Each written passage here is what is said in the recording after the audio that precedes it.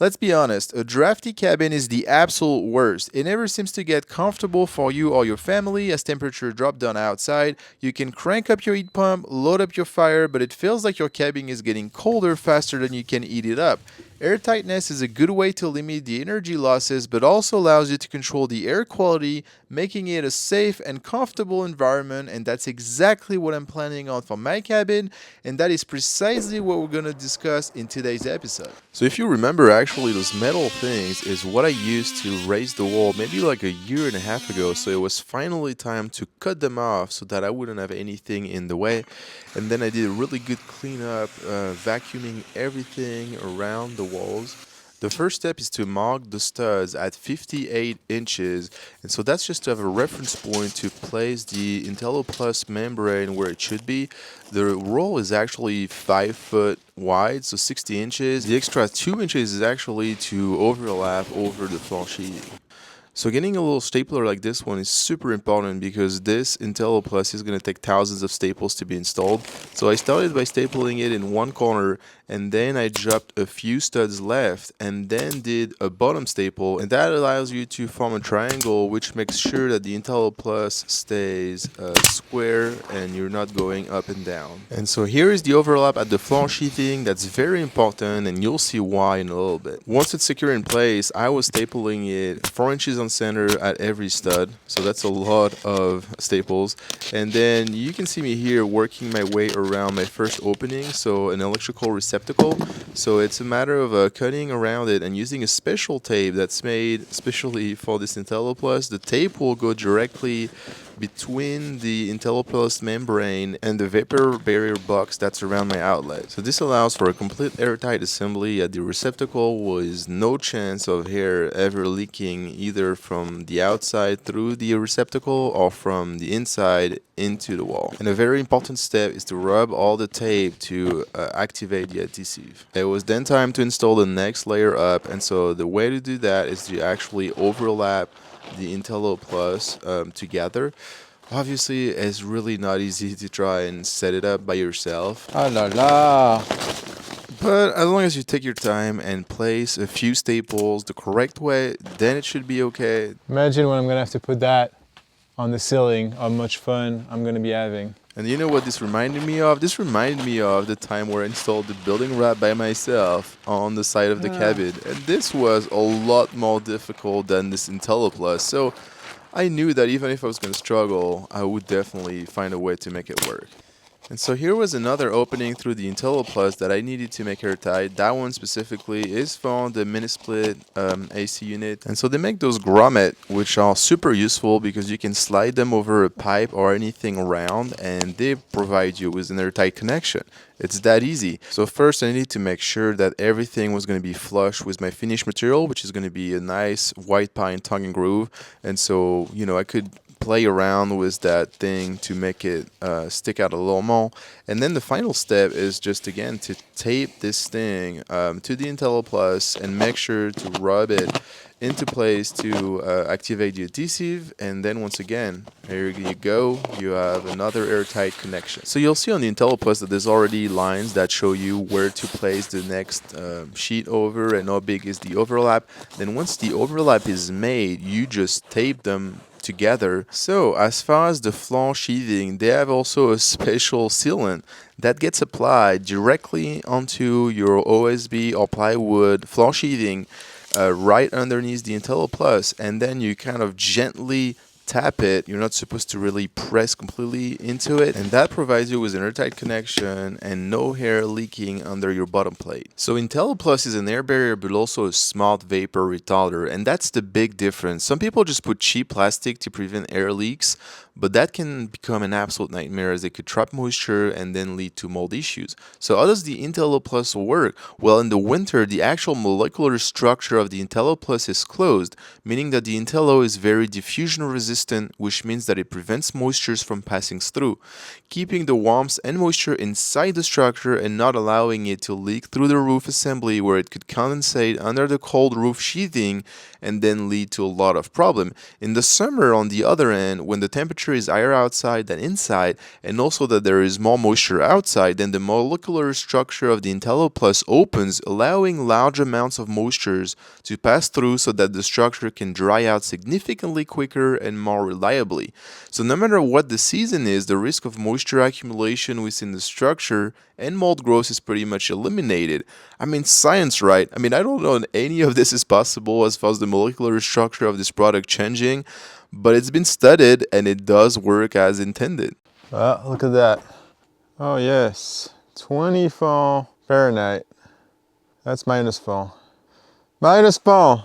So, it's gonna be a cold day. You know what? And yeah, I'd rather be in my house enjoying a nice warm fire, being warm and cozy. That sounds pretty good, but this cabin needs to get done, so I don't have a choice. It's simple as that.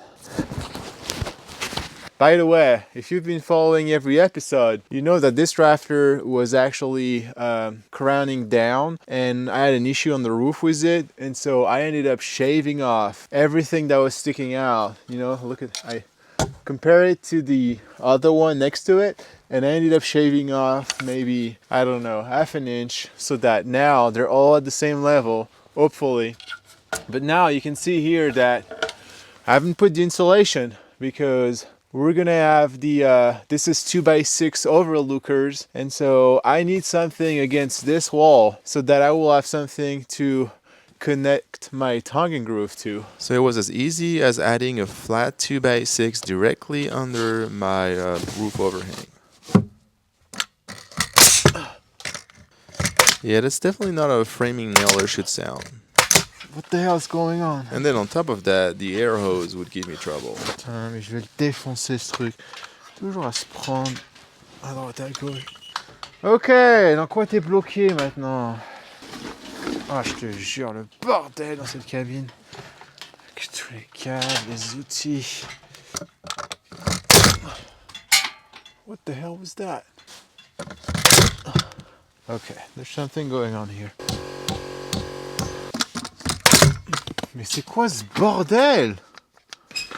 Maybe the cold got to it. And that was exactly right. Some part inside the gun had frozen, and that's what it was acting that way. Thankfully, once I let it sit at home for a few hours, it was back to normal. So I just ended up using the siding nailer instead. And then I made sure to oversize the pieces of insulation so that they would fit nice and snug in that overhang part of the cabin. And then I was finally ready to install the Intello Plus on the ceiling, and you will see all you have to do is really you just cut it long and you overlap it onto the adjacent walls and tape it against these walls, and that's how you just make sure that it is completely airtight. So that's another example of a place that I had forgot to completely frame so that I would have something to catch my tongue and groove. So that's the moment right now to make sure that you've covered all your bases and that you have framing everywhere for, you know, the future finished materials. And so at that point I was kind of starting to freak out because you can see that I had the bathroom in the way, and so I couldn't run the Intello Plus continuously. So you'll see later in this video how I went about that. But first, I really wanted to show you how I dealt with the windows. So you see, I mean, I did put some expensive foam around the windows like typical builders do. But in the case of using the Intello Plus, there's actually a way that you can connect the Intello directly to the frame of the window. And what you're seeing me do, I mean, I did not come up with this strategy per se. That's actually part of the instruction that come directly from the manufacturer of the Intello Plus. And what this allows is that by really playing with the tape, it's allowing you to make something completely airtight between the Intello Plus membrane and your window, directly to your window. So if you follow this instruction, you're practically making sure that there would be absolutely no way for air being outside to make its way through your wall and to actually leak inside your cabin around, you know, your windows, all the other way around, and air from inside your cabin leaking through your windows to go outside. And that's only really good to me because I can tell you from experience that I've been to some recently built houses in my area, and I was shocked to see that they had a lot of issues with air leakage. And sometimes just literally putting your hand next to an outlet, you would feel flow of air coming through an outlet all around the windows. And so that was just typically showing you that it was not properly done, or that the method used were just not good enough to prevent air from leaking. And so I definitely know that in my cabin, I don't really want to have any of these issues. And so what I'm showing you right now, you can see this finished window is 100% airtight, and that makes me feel great knowing that I won't be wasting energy or comfort in this cabin by having, cold air sipping through my walls and making my cabin uncomfortable. Going back in the bathroom, so because I'm going to install the Intello Plus on those back walls, which are exterior walls, I also have to think through every step that's ahead of this build. And one is that I'm going to build a custom shower pane with a shower liner. And for that reason, I need 2x8 blocking all around my shower pane. And don't forget to protect all your pipes. So there you have the final view of that shower area, fully blocked. And one last thing I needed to do is that eventually the shower is going to be using Go Bond because I'm going to have some tiles, and I'm going to need a transition from the Go Bond to sheetrock. And so same, I needed to make sure that I was going to install additional blocking there so that I would have something to attach both the go ball and the sheetrock at this exact location. Also making sure to protect all my water pipes because they're definitely going to be in the way where I might be putting some screws through them. After being done with all that, I was finally ready to install the Intello Plus in the bathroom. And there's something I need to discuss with you that I haven't mentioned is that when the Intello Plus is discontinuous, let's say that you have a wall in the way, then you can use the same sealant to actually seal your Intello Plus against that wall on both sides. And doing it that way, I guess I'm making sure that everything stays airtight and I don't have any discontinuity where air could potentially leak. And so I had the same challenge at the ceiling of the bathroom.